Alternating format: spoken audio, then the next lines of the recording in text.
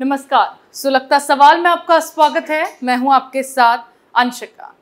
राजस्थान के मुख्यमंत्री अशोक गहलोत के दिन राज्य में अब पूरे होते दिखाई दे रहे हैं। गहलोत को एक के बाद एक दो ऐसे झटके लगे हैं जिसके बाद उनका बच पाना मुश्किल नजर आने लगा है। राजस्थान कांग्रेस में इस वक्त लाल डायरी से हड़कंप मचा हुआ है। ये लाल डायरी गहलोत का काल बन गई है। अब तक इंतजार इस बात का था कि कब इस लाल डायरी के पन्ने पलटे जाएंगे, लेकिन अब वो झटका भी गहलोत को लग गया है, क्योंकि लाल डायरी में क्या लिखा है अब उसका खुलासा हो गया और गहलोत के काले राज बाहर आ गए हैं। दूसरी तरफ मानहानि मामले में अशोक गहलोत को कोर्ट से झटका लगा है और 7 अगस्त को मामले में उन्हें पेश होने के लिए कहा गया है। ऐसे में गहलोत को लगे डबल झटके को लेकर तमाम सवाल सुलग रहे हैं। गुडा की लाल डायरी में क्या लिखा है? लाल डायरी से कैसे बढ़ेंगी गहलोत की मुश्किलें? मानहानि मामले में क्यों लगा गहलोत को झटका? क्या अब राजस्थान सीएम को होगी जेल? ये सवाल इसीलिए सुलग रहे हैं क्योंकि अशोक गहलोत के काले कारनामों का घड़ा अब पूरी तरह से भर चुका है। जिस मंत्री की आवाज को दबाने के लिए गहलोत ने उसे न सिर्फ मंत्री पद से बर्खास्त किया था, बल्कि उसे पार्टी से ही बेदखल करवा दिया। अब उसी मंत्री ने अशोक गहलोत को लेकर सनसनीखेज खुलासा कर दिया है, जिससे कांग्रेस पार्टी में हड़कंप मचा हुआ है। जिस लाल डायरी को लेकर राजेंद्र गुडा को हाल में विधानसभा से बाहर कर दिया गया था, उन पर हमला किया गया था, उसी लाल डायरी को अब राजेंद्र गुडा ने पढ़कर सुनाया है। सबसे अहम बात तो यह है कि इस लाल डायरी के पन्ने पलटे जाने के बाद कई बड़े नाम सामने आए हैं। राजस्थान में सियासी भूचाल ला देने वाली ये लाल डायरी के 3 पन्नों को रिलीज किया गया है। गुडा ने दावा किया कि इस डायरी में मुख्यमंत्री अशोक गहलोत के ओएसडी सौभाग सिंह, पर्यटन विभाग निगम के chairman Dharmendra Rathore, Rajasthan cricket association के सचिव भवानी सामोता सहित अन्य लोगों के बीच राजस्थान क्रिकेट एसोसिएशन यानी आरसीए के चुनाव में लेन देन की बात का जिक्र किया गया है। ये जान लीजिए कि सीएम गहलोत के बेटे वैभव गहलोत का नाम भी इस डायरी में शामिल है, जो अभी आरसीए के अध्यक्ष हैं। डायरी में आरसीए के लेन देन की बातें कोडवर्ड में है और वैभव गहलोत सहित मुख्यमंत्री के सचिव को लेकर भी कई बातें लिखी गई हैं। आपके स्क्रीन पर जो तस्वीरें दिख रही हैं, ये उसी लाल डायरी के पन्ने हैं जो अब राजेंद्र गुडा ने सबके सामने पलटे हैं। डायरी में साफ साफ लिखा है कि वैभव जी और मेरी दोनों की आरसीए चुनाव खर्चे को लेकर चर्चा हुई कि किस तरह भवानी सामोता तय करके भी लोगों के पैसे नहीं दे रहा है। घर पर राजीव खन्ना और भवानी सामोता आए, आरसीए चुनाव का हिसाब किया। भवानी सामोता ने ज्यादातर लोगों से जो वादा किया है वो पूरा नहीं किया। मैंने कहा ये ठीक नहीं है, आप इसे पूरा करो, तो भवानी सामोता ने कहा कि मैं सीपी साहब की जानकारी में डालता हूं, फिर आपको 31 जनवरी तक बताता हूं। भवानी सामोता पूर्व आरएएस और वर्तमान में आरसीए के सचिव हैं। दावा किया जाता है कि वो विधानसभा अध्यक्ष डॉक्टर सीपी जोशी के करीबी हैं। वो सीपी जोशी के पीएस भी रहे हैं। बर्खास्त मंत्री ने दावा किया है कि इस डायरी में मुख्यमंत्री के करीबी धर्मेंद्र राठौर की ही हैंडराइटिंग है।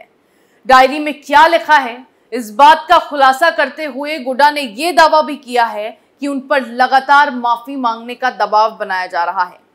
गुडा का कहना है कि सरकार उनको कभी भी जेल में डाल सकती है। पुलिस की ओर से उन पर हर दिन कई नए मुकदमे लगाए जा रहे हैं, लेकिन गुडा ने साफ कहा है कि वो डायरी के पन्नों पर लगातार खुलासा करते रहेंगे। अगर वो जेल भी गए तो उनका विश्वस्त व्यक्ति इन पन्नों को पढ़कर गहलोत सरकार को लेकर खुलासे करते रहेगा। इन पन्नों को पलटते हुए गुडा ने गहलोत को लेकर दावा किया है कि राजस्थान में सब कुछ गहलोत की मुट्ठी में है। यहां गहलोत ही कांग्रेस है। सीएम की एक जेब में प्रभारी रंधावा है तो एक जेब में गोविंद सिंह डोटासरा है। हाईकमान भी कमजोर है। ये बड़े बड़े दावे गुडा ने गहलोत को लेकर किए हैं, लेकिन अब लाल डायरी के जो 3 पन्ने गुडा ने सार्वजनिक किए हैं, उससे राजस्थान की सियासत गर्मा गई है। इस मामले में न सिर्फ गहलोत बल्कि उनके बेटे वैभव गहलोत भी नपने वाले हैं। राजस्थान कांग्रेस में काले कांड करने वाले वो तमाम लोग फंसने वाले हैं जिनका जिक्र इस लाल डायरी में धर्मेंद्र राठौड़ ने किया है। डायरी में भ्रष्टाचार से लेकर विधायकों की खरीद फरोख्त तक के सारे राज दबे हैं।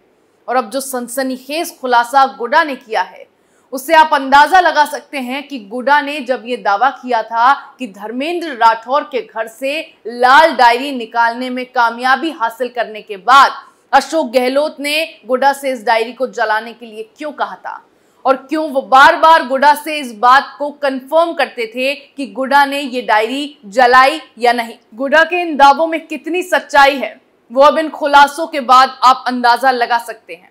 और अब लाल डायरी के पन्ने खुलने के बाद आपको पीएम मोदी का वो बयान भी याद आ रहा होगा जिसमें उन्होंने लाल डायरी का जिक्र कर कांग्रेस पर निशाना साधा था और साफ कहा था कि कांग्रेस ने सरकार चलाने के नाम पर लूट की दुकान चलाई है।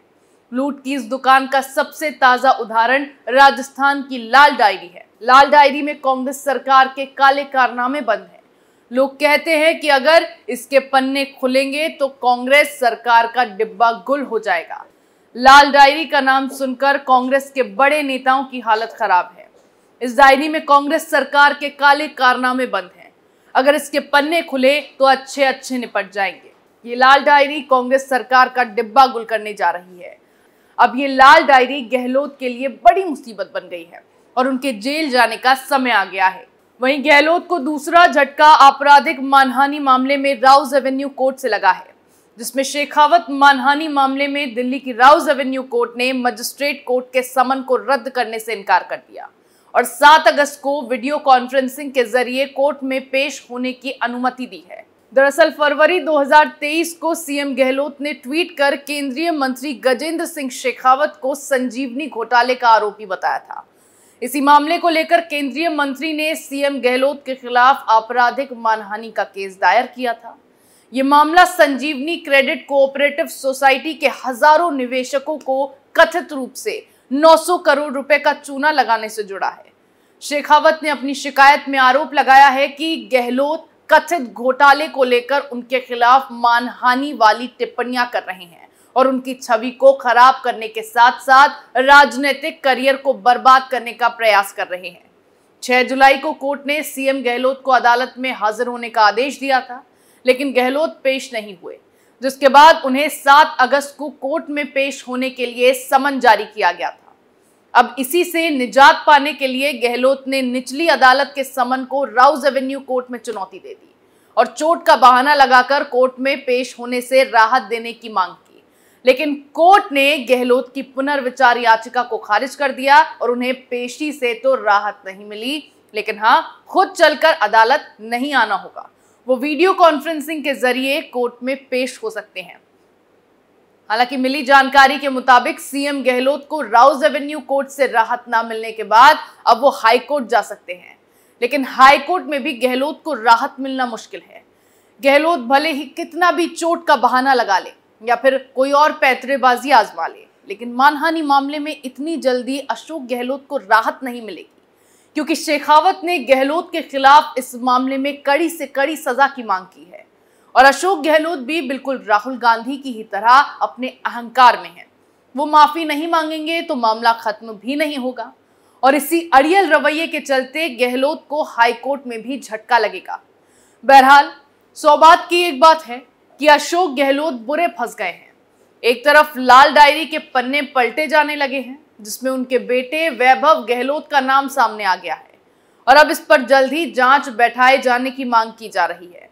वहीं दूसरी तरफ राहुल की ही तरह गहलोत की मुश्किलें मानहानि मामले में बढ़ती जा रही है, क्योंकि कोर्ट से भी राहत नहीं मिली है, जिसके बाद अगर इस मामले में राहुल की तरह गहलोत को भी जेल हो गई तो राजस्थान में खेल होने में जरा भी वक्त नहीं लगेगा, क्योंकि उसके बाद गहलोत के हाथों से कुर्सी तो जाएगी ही, साथ ही उन्हें लंबे समय के लिए जेल की हवा खानी पड़ेगी और उनका पूरा राजनीतिक करियर बर्बाद हो जाएगा। तो लगता है सवाल में मेरे साथ फिलहाल इतना ही। नए मुद्दे के साथ फिर पेश होंगे, तब तक के लिए देखते रहिए कैपिटल टीवी। नमस्कार।